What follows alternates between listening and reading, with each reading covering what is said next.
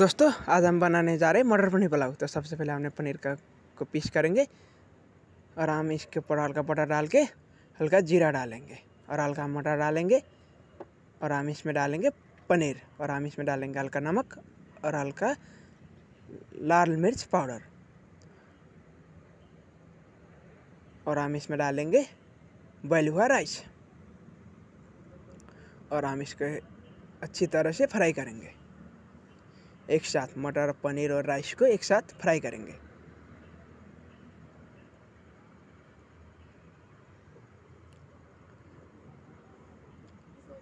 और ये हमारी रेडी हो गई मटर पनीर की पुलाव।